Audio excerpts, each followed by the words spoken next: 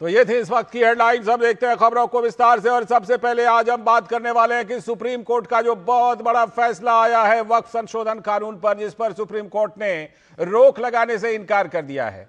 तो supreme court ने वक्फ संशोधन एक्ट पर अंतरिम फैसला दे दिया है। सुप्रीम कोर्ट ने साफ तौर पर कहा कि संसद के इस कानून पर रोक लगाने का कोई औचित्य नहीं है। हालांकि कुछ प्रावधानों पर कोर्ट ने रोक लगा दी है। वक्फ एक्ट के एक प्रावधान में वक्फ करने के लिए किसी भी व्यक्ति का इस्लाम धर्म का अनुयायी होना जरूरी था, लेकिन कोर्ट ने इसका फैसला राज्य सरकारों पर छोड़ दिया है कि व्यक्ति इस्लाम धर्म मानने वाला है अथवा नहीं। वक्फ बोर्ड के 11 सदस्यों में 3 से अधिक गैर मुस्लिम नहीं होना चाहिए। वक्फ बोर्ड के सीईओ जहां तक संभव हो मुस्लिम समुदाय से हों, लेकिन ऐसा नहीं होने पर गैर मुस्लिम पर भी कोई आपत्ति नहीं होगी। वक्फ जमीनों को लेकर 2009 के कानून में अगर जो जमीन लंबे समय से वक्फ द्वारा इस्तेमाल की जा रही है तो उसे वक्फ माना जाता था। कागजात नहीं होने पर भी वो वक्फ हो जाता था। लेकिन नए कानून में वक्फ बाय यूजर्स का प्रावधान नहीं है। तो कोर्ट ने मुस्लिम पक्ष के इस दावे को खारिज कर दिया। वक्फ ढांचे को लेकर केवल मुस्लिम ही वक्फ संचालित कर सकते हैं। कोर्ट ने इनके बहुमत सुनिश्चित करने को कहा है और जिला कलेक्टर की भूमिका को नहीं माना है। जांच का अधिकार ट्रिब्यूनल के पास ही रहेगा। अब खास बात यह भी है कि अदालत के इस फैसले पर सभी पक्षों ने खुशी जताई, लेकिन बड़ा सवाल तो यह है कि केरल और कर्नाटक के हजारों किसानों के लंबित पड़े मामलों पर इंसाफ कब मिलेगा। इस फैसले से उन्हें कोई बड़ी राहत नहीं मिली है। तो पिछले 1 वर्ष से वक्फ संशोधन बिल को लेकर सबसे ज्यादा चर्चा इसी बात की थी कि क्या सचमुच हिंदुस्तान के लोगों ने 9.5 लाख संपत्तियों को दान कर दिया है। सवाल था, क्या मुनाम्बम के किसानों ने अपनी संपत्ति वक्फ की थी। सवाल था कि क्या तमिलनाडु के 1500 साल पुराने चंद्रशेखर स्वामी मंदिर को वक्फ कर दिया गया था। फिर तमिलनाडु के कट्टुकोली गांव के 150 परिवार सड़क पर क्यों थे। इस गांव के सैकड़ों लोगों ने वक्फ के नोटिस को लेकर जिला मजिस्ट्रेट से अविलंब सुनवाई की मांग की थी। दुर्भाग्य है कि वक्फ बिल को जाने बगैर कई राज्य सरकारों ने अपनी विधानसभाओं में इस बिल के खिलाफ प्रस्ताव भी पारित कर दिया था। वोट बैंक की सियासत में आम आदमी और किसानों की कब्जाई जमीन पर अधिकार कौन दिलवाएगा, इसकी चिंता सिर्फ वक्फ संशोधन कानून में ही किया गया था, जो अब फिर से ट्रिब्यूनल के भरोसे छोड़ दिया गया है। तो ये जो फैसला फिलहाल अंतरिम फैसला है, इस पर सुप्रीम कोर्ट के अधिवक्ता वरुण सिन्हा का कहना है कि केंद्र सरकार द्वारा लाए गए संशोधनों पर कोर्ट ने रोक नहीं लगाई है। The Honorable Supreme Court has made very categorical interim order today. Number one, there is no stay on the amendments brought in by the central government headed by Maniya Narendra Modi ji. So there is no stay on the amendments. Only there is a interim order in favor of the petitioners regarding that they cannot be deprived of the work property without following the procedure laid down in the law, including the amended law. Third, that if any work has to be taken by the government or the possession has to be taken back, that the procedure laid down in the Waqf Act, including the amendment of the Waqf, that procedure has to be followed by the tribunal as well as by the Honorable High Court. तो वहीं supreme court के अधिवक्ता अश्विनी उपाध्याय ने भी supreme court के इस फैसले का स्वागत किया है। मैं माननीय सुप्रीम कोर्ट के फैसले का स्वागत करता हूं। माननीय सुप्रीम कोर्ट ने नए वाले कानून को एक तरीके से पूरी तरह वैलिडेट कर दिया है। बहुत सारे ऑब्जेक्शन लिए गए थे, बहुत सारे धाराओं पे स्टे करने की मांग की गई थी, माननीय सुप्रीम कोर्ट ने उसको नकार दिया है। केवल उनको इतनी रिलीफ मिली है कि जो नए वाले कानून में व्यवस्था थी कि जो 5 साल तक प्रैक्टिसिंग मुस्लिम होगा वही वक्फ कर पाएगा, उसको माननीय सुप्रीम कोर्ट ने स्टे किया है। बाकी और सारी मांगें नकार दी गई हैं। जहां तक बात ये थी कि ये डीएम के यहाँ सुनवाई होगी या ट्रिब्यूनल में, उस पर भी स्पष्ट कर दिया है कि जो मामले ट्रिब्यूनल में चल रहे हैं उसकी ट्रिब्यूनल में ही सुनवाई होती रहेगी, लेकिन जो नया आएगा विषय वो डीएम के सामने जा सकता है या वो आदमी कोई ट्रिब्यूनल में ले जाना चाहे तो ट्रिब्यूनल में भी, उसमें कोई अभी तक रोक नहीं लगाई है। तो वहीं केंद्रीय मंत्री किरेन रिजिजू ने भी फैसले का स्वागत करते हुए कहा कि वक्फ संशोधन विधेयक में प्रावधान संपूर्ण रूप से मुस्लिम समुदाय के लोगों को ही फायदा पहुंचाएगा। सुप्रीम कोर्ट ने वक्फ अमेंडमेंट एक्ट को पूरा सुनवाई करके जो आज ऑर्डर पास किया है, मैं इसका स्वागत करता हूं। वक्फ अमेंडमेंट एक्ट में जो प्रावधान है वो संपूर्ण रूप से पूरे मुस्लिम कौम के लिए फ़ायदा पहुंचाने वाला है और वक्फ बोर्ड के माध्यम से जो मिसयूज़ होते थे, प्रॉपर्टी जो मिसयूज़ कब्जा करते थे, वो भी बंद हो जाएगा और वक्फ प्रॉपर्टी से जो भी फ़ायदा होगा वो मुस्लिम महिलाओं के लिए, मुस्लिम बच्चों के लिए, यतीम के लिए, जो बेघर है, जो मुसलमानों में भी जो गरीब है, जो पिछड़ा है, उनके लिए काम आने वाला है। और वहीं भाजपा नेता और पूर्व केंद्रीय मंत्री मुख्तार अब्बास नकवी का कहना है कि इस फैसले को लेकर कोई भी सांप्रदायिक प्रहार नहीं होना चाहिए। सेकुलर कंट्री में कम्युनल नो एंट्री का जो है वो फार्मूला नहीं चल सकता। दूसरी चीज़ ये कि मैं मानता हूँ कि जो लोग इस पूरे के पूरे वक्फ के सुधार पर हाहाकार और हंगामा और हुड़दंग कर रहे हैं, वो शुद्ध रूप से ऐसी लूट की लंपट लाबी है जो लूट के लीगल लाइसेंस की छूट चाहती है, इससे ज़्यादा कुछ नहीं है। और इसलिए जो है वो जो भी कोर्ट ने इस पे फैसला किया है, सरकार ज़रूर उसको देखेगी, लेकिन मेरा मानना है कि इस सुधार पर किसी भी तरह का सांप्रदायिक प्रहार जो है वो स्वीकार नहीं होना चाहिए। और इस्लामिक सेंटर ऑफ इंडिया के मौलाना रशीद फिरंगी महली ने भी सुप्रीम कोर्ट के इस फैसले का स्वागत किया। सुप्रीम कोर्ट का वक्फ अमेंडमेंट एक्ट 2025 के सिलसिले में जो फैसला आया है, ये एक इंटरिम फैसला है। इसमें जो हम लोगों की डिमांड थी कि कंप्लीट एक्ट पर स्टे हो, वो नहीं डिमांड फुलफ़िल हुई है, लेकिन उसके बावजूद भी काफ़ी रिलीफ कोर्ट ने दी है, उसको हम लोग वेलकम करते हैं और हम लोग ये उम्मीद करते हैं कि जब इंशाल्लाह फाइनल फैसला आएगा तो उसमें कंप्लीट रिलीफ हासिल होगी। तो तमाम पक्षों की बातें आपने सुनी, ये जो फैसला आया है, लेकिन इस फैसले में क्या क्या चीज़ें हैं और इसका क्या अब असर होना है, इसी पर बात करने के लिए हमारे साथ हमारे संवाददाता विकास सारथी, जो सुप्रीम कोर्ट के फैसलों पर कड़ी नज़र रखते हैं, बहुत ही पैनी नज़र रखते हैं। बहुत बहुत स्वागत। और हमारे साथ हमारे सलाहकार संपादक विनोद मिश्र जी भी स्टूडियो में जुड़े हुए हैं। पहले विकास के पास चलता हूँ। विकास, सबसे पहले आपसे तो ये कि जरा फैसले की कुछ हाईलाइट हमें फिर से जरा दोहरा के बताइए। पहली बात तो ये, दूसरी बात ये भी जोड़ दीजिएगा कि अगर ये अंतरिम फैसला है तो क्या आगे चल करके कोई और अंतिम फैसला भी आना है क्या? देखिए, सबसे जो इम्पोर्टेंट बात है आज के फैसले में, वो सबसे पहले है वक्फ बाय यूजर जो था एक प्रावधान, उसको लेकर थी। क्योंकि जो नया वक्फ एक्ट आया उसमें वक्फ बाय यूजर प्रावधान को फ्यूचर जो प्रोस्पेक्टिव इफेक्ट है उसमें तो खत्म ही कर दिया गया। यानी आने वाले दिनों में वक्फ बाय यूजर की जो परिपाटी थी वो तो चलेगी नहीं। उसको सुप्रीम कोर्ट ने स्पष्ट किया है कि उसमें बिल्कुल केंद्र से सहमत है कि अगर बड़े पैमाने पर वक्फ बाय यूजर क्लॉज के मिसयूज सामने आए हैं तो ऐसे में केंद्र सरकार और संसद ये कानून बना सकती है ताकि इसके दुरुपयोग को रोका जा सके। तो यहाँ पर सरकार के पक्ष में कोर्ट का फैसला जाता है। दूसरी बात, जो एक शर्त थी कि 5 साल प्रैक्टिसिंग मुस्लिम होना चाहिए, उसको लेकर के कोर्ट ने यहाँ पर अपने कुछ रिजर्वेशन रखे हैं, क्योंकि तय कैसे किया जाए इसको लेकर के कुछ नियम होने चाहिए।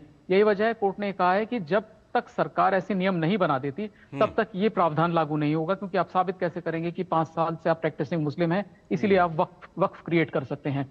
तीसरी बात, जो विवाद था कि अगर सरकारी जमीन और वक्फ बोर्ड के बीच में कोई विवाद होता है तो क्या होगा। नया कानून ये कहता था कि ऐसे मामले में कलेक्टर जांच करेंगे और अपनी रिपोर्ट देंगे, लेकिन जैसे ही विवाद रिपोर्ट होता है कलेक्टर के पास, उसी दिन से ये एज्यूम कर लिया जाएगा कि ये वक्फ की प्रॉपर्टी रेवेन्यू पर्पस से नहीं है। टाइटल कौन डिसाइड करेगा? टाइटल कोर्ट डिसाइड करते हैं कि मालिक कौन है कौन नहीं है। लेकिन अगर कोई विवाद पैदा हो जाता है तो जो राजस्व आ रहा है ऐसी विवादित भूमि से, ऐसी विवादित संपत्ति से, वो वक्फ को नहीं जाएगा। ये स्पष्ट था नए कानून में। इस पर सुप्रीम कोर्ट ने स्टे किया है कि जो परिपाटी पहले थी वो ही सही थी, वही ज्यादा तर्कसंगत थी कि कलेक्टर जांच करें, लेकिन इस बीच में राजस्व पर कोई असर नहीं पड़ेगा, सुप्रीम कोर्ट ने कह दिया है। तो यहाँ पर कुछ राहत मिली है वक्फ बोर्ड और वक्फ काउंसिल को। ठीक है। उसके बाद मसला आता है जो और इंपॉर्टेंट इश्यूज थे, जैसे कि क्या ट्राइबल लैंड को वक्फ किया जा सकता है। सुप्रीम कोर्ट सहमत है सरकार के साथ कि ऐसी प्रॉपर्टी को वक्फ नहीं किया जाना चाहिए जो ट्राइबल लैंड है। वहां पर भी सरकार के पक्ष में फैसला है। जो एंशिएंट मॉन्यूमेंट्स हैं, प्रोटेक्टेड मॉन्यूमेंट्स हैं ASI से, वो वक्फ नहीं हो सकते। इस पर भी कोर्ट सहमत है सरकार से कि ऐसे जो मॉन्यूमेंट्स हैं वो वक्फ नहीं हो सकते। अब सबसे अंतिम बात जो है वो ये कि नॉन मुस्लिम मेंबर्स वक्फ बोर्ड और सेंट्रल वक्फ काउंसिल में हो सकते हैं या नहीं, इसमें भी सरकार से सहमत है कोर्ट की नॉन मुस्लिम मेंबर्स भी हो सकते हैं। ठीक है। संख्या सीमित होनी चाहिए, ये स्पष्ट कोर्ट ने कर दिया है। यानी वक्फ काउंसिल में आप 3 से ज्यादा और स्टेट वक्फ बोर्ड में 4 से ज्यादा नॉन मुस्लिम मेंबर्स मत रखिए, कोर्ट की तरफ से ये कहा गया। ठीक है, मैं लौटता हूं, बाकी बारीकियों पर भी आपसे बात करूंगा, लेकिन जरा विनोद जी, एक तो जिस समय ये वक्फ संशोधन आया उसी समय ये बात कही जा रही थी कि जो जिस तरह की मनमानी चल रही है अभी तक भी या उससे पहले तक भी, उस पर रोक लगाने के लिए जो कानून लाया गया वो काफ़ी लिबरल कानून लाया गया था। ठीक है, अब उसके बाद आज के अंतरिम फैसले में विनोद जी सरकार की कुछ बातों को रखा गया है, कुछ चीज़ों को उन्होंने कहा है कि ये चीज़ें लागू नहीं होंगी। अब इसमें बड़ा सवाल ये है कि इस अंतरिम फैसले को फिलहाल हम लेकर चलते हैं कि अगर ये स्वरूप रहता है वक्फ कानून का, तो कर्नाटक और तमिलनाडु के किसान, केरल के किसान जिनकी चिंता थी, उनका समाधान हो पाएगा विनोद जी? लाल जी, सबसे इंपॉर्टेंट चीज समझने की ये है कि सुप्रीम कोर्ट ने जो पार्लियामेंट की सुपरमेसी है या पार्लियामेंट की अथॉरिटी है कानून बनाने को लेके, उसको सुप्रीम कोर्ट ने उस पर कोई भी ऐसा नहीं किया है। तो एज ए वक्फ का जब एक्ट कहते हैं, उस एक्ट को लेके सुप्रीम कोर्ट ने उस पर स्टे लगाना या उसको रोकने का जैसा कुछ भी नहीं कहा है। सुप्रीम कोर्ट ने कुछ प्रावधानों का रिव्यू किया है जी। और जो विकास जी बता रहे थे वही मैं कह रहा हूं कि वो रिव्यू में उन्होंने कुछ प्रोग्राम में प्रावधानों में संशोधन किया है, कुछ पे स्टे दिया है, प्रावधानों को लेके, एक्ट को लेके नहीं। लेकिन ये अच्छी बात है कि जितने आपने साउंड बाइट चलाए हैं उसमें लगभग हर पक्ष के हैं, सरकार के पक्ष में और जो मौलाना थे राशिद वो से लेके और फिरंगी महली, सबने लगभग इसका स्वागत किया है। अब सवाल तो ये है कि इस देश में जब इतने आप इस वक्फ को लेके भ्रम फैलाए और इतना आग जलाए और इतने बड़े आंदोलन करते करते आप मुर्शिदाबाद तक का घटना हो गया, कई लोग मारे गए, कई लोगों को आप ये किया, आखिर ये करने की जरूरत क्या थी? सुप्रीम कोर्ट के इस फैसले ने कम से कम आपको एक दिखाया है कि आप कितने लिमिटेशन तक जा सकते हैं। सरकार ने बाय यूजर्स क्लॉज को, जो एक ड्रैकोनियन कानून 2009 और 2013 के अमेंडमेंट से मिला था, उसको सरकार ने अगर नए एक्ट में हटाया तो सुप्रीम कोर्ट ने उसको गलत नहीं माना है। बिल्कुल। आपने जो इस चीज को एक भ्रम फैलाते हैं कि ये हमारा ये छीन जाएगा, हमारी मस्जिदें छीन जाएगी, तो ये सारे भ्रम जो है आज के अंतरिम फैसला से आपके भ्रम को एक तरह से सुप्रीम कोर्ट ने नदारद कर दिया कि आप एकदम झूठ और एक तरह से एक सियासत करते हुए पूरे देश को आंदोलित कर रहे थे। बेशक।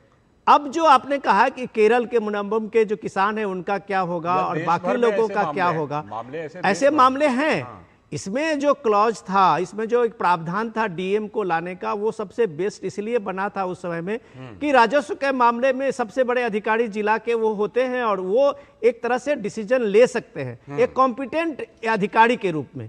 उसमें कोई रिलीजन नहीं था, एक कॉम्पिटेंट अधिकारी थे जो राजस्व के मामले में सबसे बेस्ट होता है, डीएम को ही हम लोग मानते हैं। अब ये तो कम से कम है कि उन किसानों के सामने में राहत ये जरूर है कि बाय यूजर्स क्लॉज के नाम पे जो जितने भी ये सारी चीजें हुई है वो कम से कम अब ट्रिब्यूनल के सामने ही होगा, ट्रिब्यूनल ही वो फैसला करेगा, उसके बाद हाईकोर्ट में आएगा। लंबी थोड़ी प्रक्रिया है, लेकिन अब ये है कि कम से कम कोई दावा नहीं बनता जब तक उनका पेपर नहीं हो। तो एक बगैर पेपर का जो एक था चलन बढ़ गया था कि वक्फ ने जहां हाथ रख दिया वो वक्फ की है, कम से कम इस तरह के जो ये पूरे वक्फ के सिस्टम को एक बनाया था उसको सुप्रीम कोर्ट ने एक तरह से बंद कर दिया है और एक तरह से उसको भी माना कि ये गैर कानूनी था। अब जब आप बात करते हैं न्याय की, वो न्याय प्रोसेस तो लंबा है उस न्याय पाने में, लेकिन ये है कि अब आज अंतरिम फैसले के बाद जो वक्फ बोर्ड बनेंगे, चाहे सेंट्रल वक्फ बोर्ड बनेंगे या स्टेट के वक्फ बोर्ड बनेंगे जिसमें 22 और 11 के मेंबर्स होंगे, उनके उसमें बहुतायत होंगे, उनके लोग होंगे, मुस्लिम समुदाय के जो लोग हैं वो मेजॉरिटी में होंगे, लेकिन जो टेक्निकल लोग हैं, प्रोफेशनल्स लोग हैं, जिनका सरोकार ज़्यादा से ज़्यादा मुस्लिम की बड़ी आबादी को, जो महिलाएं हैं, पिछड़े लोग हैं, उनके लिए कुछ काम जो भी मंत्री बता रहे थे, अल्पसंख्यक मंत्री बता रहे थे किरण रिजिजू, यही बता रहे थे कि ये एक जस्टिस का था वक्फ एक जस्टिस का कानून था। आप उसको एक तरह से पर्सनल लॉ बना के कुछ लोगों ने एक तरह से गैंग बना दिया था लैंड माफिया का, जो लालू यादव कह रहे थे, कई बार पार्लियामेंट में भी जिक्र किया बिल्कुल, था। वो वायरल तो भी वो कम से कम ये होगा कि आज के इस फैसले से एक राहत मिलेगी और मुस्लिम तबके में बड़े तबके को इससे एक जस्टिस मिलेगा। बिल्कुल, उम्मीद तो यही है कि जस्टिस मिलेगी।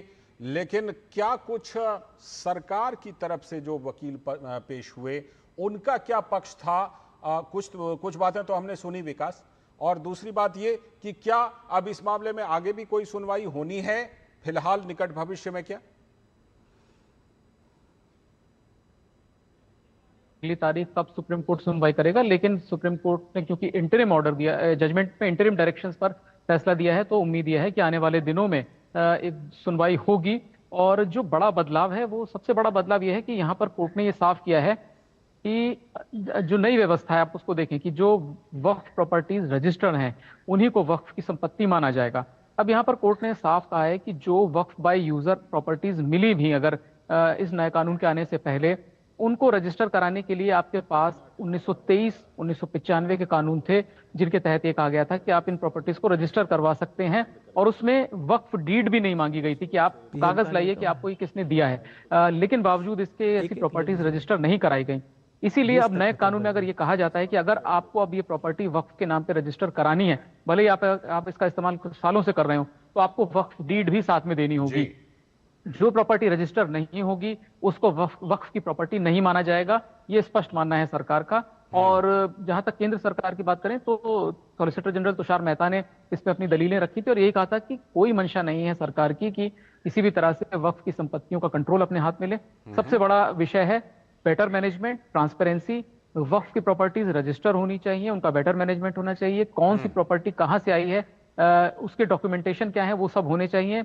रेवेन्यू आता है, इनकम रेंट जो आता है वो कहां जा रहा है, अगर वो रजिस्टर नहीं है प्रॉपर्टी तो वो कहां जा रहा है। ये एक बड़ा सवाल था कि क्या इसमें करप्शन नहीं है कि अगर आप एक वक्फ की प्रॉपर्टी को यूज तो कर रहे हैं कमर्शियल, आपने उसको किराए पे दे रखा है, आपने उसको लीज पे दे रखा है, लेकिन आपने उसको रजिस्टर नहीं कराया हुआ है, तो ये पैसा कहां जा रहा है। अल्टीमेटली वक्फ जो क्रिएट होता है, या वक्फ का इस्तेमाल क्या है, वक्फ का इस्तेमाल है रिलीजियस प्रैक्टिसेस के लिए, बच्चों के लिए, ऑर्फनेज जो हैं, मुस्लिम अनाथालय जो हैं, उनकी फंडिंग के लिए। तो अगर ट्रांसपेरेंसी नहीं रहेगी, फंड कहां से आते हैं, कहां जाते हैं, कहां, इस पर नजर नहीं रखी जा रही है, तो इस सरकार की जिम्मेदारी है कि बेटर मैनेजमेंट और बेटर मॉनिटरिंग होनी चाहिए, और इसी नजरिए से ये पूरा नया कानून लाया गया। विकास, आपसे मैं छोटा सा सवाल और लेना चाह रहा हूं कि आपने अंतरिम फैसले की तमाम जो प्रावधान है वो हमारे दर्शकों को बताए। अब जरा आप अपनी समझ से बताइए कि ये जो अंतरिम फैसले के प्रावधान हैं, इससे जो हम अपनी रिपोर्ट में बात उठा रहे हैं, इससे तमिलनाडु, कर्नाटक, केरल के किसान या देश भर के किसान ले लीजिए, या ऐसे और भी किसान ही नहीं बल्कि और भी मामले, क्या उनकी चिंताओं का समाधान इस फैसले के दायरे में हो पाएगा? देखिए, बिल्कुल हो पाएगा। अगर ज्यादातर देखिए इसमें प्रॉपर्टीज ऐसी हैं जो विवादित हैं, वो ऐसी प्रॉपर्टीज हैं जिनको रजिस्टर नहीं कराया हुआ है वक्फ बोर्ड ने। तो अब स्पष्ट बात है कि अगर आप उस पर मालिकाना हक जताते हैं, वक्फ बोर्ड उस पर मालिकाना हक जताता है, तो उसको रजिस्ट्रेशन के लिए वक्फ डीड लानी होगी। डीड मतलब दो लोगों के बीच सहमति, आपको ये जमीन किसने दान दी थी, वक्फ किसने की थी, वो कागज कहाँ है। क्योंकि नया कानून आने से पहले बहुत लिबरल लॉ था लालचंद जी, उसमें ये कहा जाता था कि आपके पास डॉक्यूमेंट नहीं है कोई बात नहीं, आपके पास वक्फ डीड नहीं है कोई बात नहीं है, आप हमको सिर्फ प्रॉपर्टी का ब्यौरा बताइए कि ये प्रॉपर्टी कहाँ है, कितने इलाके में है, किस क्षेत्र में है। तो यानी एक डॉक्यूमेंटेशन तब भी हो सकता था आपका। आपको बताना पड़ेगा कि ये प्रॉपर्टी कहाँ है, इसका एरिया क्या है, इसके जैसे आप सरकारी कागजों में देखते हैं कैसे मेंशन किया जाता है किसी जमीन को। तो लेकिन बावजूद इसके प्रॉपर्टीज बड़े पैमाने पर रजिस्टर नहीं कराई गई हैं। इसको लेकर के सुप्रीम कोर्ट का स्पष्ट रुख है कि आपके पास 95 के कानून से लेकर अब तक 30 साल और 1923 के कानून से लेकर 102 साल समय था रजिस्ट्रेशन कराने का। आपसे कोई दस्तावेज नहीं मांगा जा रहा था, सिर्फ आप यूज कर रहे थे, आपको इन्फॉर्म करना था कि हम ये प्रॉपर्टी यूज कर रहे हैं, ये प्रॉपर्टी इस जगह पे है। इसीलिए अगर आप उस व्यवस्था में नहीं आए और उसके बाद ये दुरुपयोग जारी रहा, तो सरकार लाने के लिए पूरी तरह आजाद है इस तरह का कानून जिससे ट्रांसपेरेंसी सुनिश्चित की जाए। तो जिन प्रॉपर्टीज के रजिस्ट्रेशन नहीं है उनको चैलेंज किया जाएगा, तो बिल्कुल मेरिट्स पर सुनवाई होगी। जिनके पास कागज होंगे उनको मालिकाना हक ट्रिब्यूनल को या हाई कोर्ट्स को देना होगा। ठीक है, अब बने रहिएगा। विकास ने काफी हद तक तस्वीर साफ की विनोद जी। लेकिन एक का इसमें सवाल ये है कि लोगों की एक बड़ी चिंता थी कि सुनवाई तो वही ट्रिब्यूनल फिर से करेगा। आज के अंतरिम आदेश में ये बात आई है कि भाई अंतरिम फैसले में कि सुनवाई तो फिर से ट्रिब्यूनल के पास ही रही, तो कैसे होगा समाधान? लाल जी देखिए, बहुत इंपॉर्टेंट चीज विकास जी बता रहे थे, उसी को थोड़ा सा मैं आपको एक्सप्लेन कर देता हूँ सरल भाषा में। वो कानूनी बात कर रहे थे कि अब जब जेपीसी में देखिए 30,000 से ज्यादा रिप्रेजेंटेशन जेपीसी से देश के अलग अलग हिस्से में लोगों का मिला था। उसमें हर तरह के लोग थे, उसमें धार्मिक संगठन के लोग भी थे, उसमें जो विक्टिम है उनका भी था, और हर रिप्रेजेंटेशन जो था वो एक तरह से रास्ता दिखाया था इस कानून के लिए कि इस कानून में होना क्या चाहिए था। तो अब ये जब आप इतने रिप्रेजेंटेशन के बाद जब ये एक्ट बना है तो उसमें तो जरूर सी बात आप रखेंगे कि लोगों की समस्या और उसके समाधान को भी रखा गया है। तो यही बात मैं आपको कह रहा था कि अब तक जो ये वक्फ मुतवल्लियों का वक्फ था, जो हम लोगों ने दर्जनों स्टोरी की है जी, बिहार से लेके आप बंगाल तक में, दिल्ली में, साउथ तक में, ये कुछ मतवल्लियों का जो मुतवल्ली जो है वो खानदान दर खानदान इस वक्त को पूरे कब्जे में रखते थे। जो विकास जी बता रहे थे कि अगर जो राजस्व है, आप सोचिए 9.5 लाख संपत्ति वाला वक्फ में अगर 200 करोड़ से कम का राजस्व है तो वो वक्फ जो अल्लाह के नाम से दिया हुआ वो दान है। तो आप बताइए उस दान में कितने गरीब लोगों के लिए हॉस्पिटल बने, स्कूल बने, या बेवाएं जो है उनको कोई भत्ता दिया गया, किसी बच्चे को स्कॉलरशिप दिया गया, आपने कुछ नहीं किया। तो ये रजिस्ट्रेशन होने के बाद जो एक वक्फ के नए एक्ट के लिए वो नेसेसरी हो गया है, तो वक्फ की कोई भी जमीन रजिस्टर्ड होगी और रजिस्टर्ड होगी तो उसके राजस्व को कैसे वो गरीब आदमी, कैसे वो महिलाएं, कैसे वो सारे जो पिछड़े तबके के मुस्लिम समुदाय के लोग हैं उनके खाते में जाए, ये सब चीजें इस वक्फ एक्ट से एक बड़ी राहत और बड़ी उम्मीद बनी है। बिल्कुल, आपने उम्मीद कहा ना, तो उम्मीद ही उस पोर्टल का नाम है जिस पर रजिस्ट्रेशन करवाना है, ठीक है? तो इसी उम्मीद के साथ कि जरूर जो है लोगों की चिंताओं का समाधान होगा, और जो एक बात कही जाती थी कि संपत्तियों का बड़ा खुर्द-बुर्द होता था, उस पर रोक लगेगी। बहुत बहुत शुक्रिया विकास, जुड़ने के लिए और तमाम बारीकियों को बिल्कुल आम बोलचाल के शब्द में लोगों तक पहुंचाने के लिए बहुत बहुत शुक्रिया। और विनोद जी, आप बने रहिएगा हमारे साथ, क्योंकि आगे चलकर हम बात करने वाले हैं। आज प्रधानमंत्री बिहार के दौरे पर हैं, बड़ी बड़ी सौगातें दे रहे हैं विकास की, और उसको लेकर के क्या कुछ हलचल मची है बिहार में, इस पर खास चर्चा खास मेहमानों के बाद, लेकिन एक ब्रेक के बाद।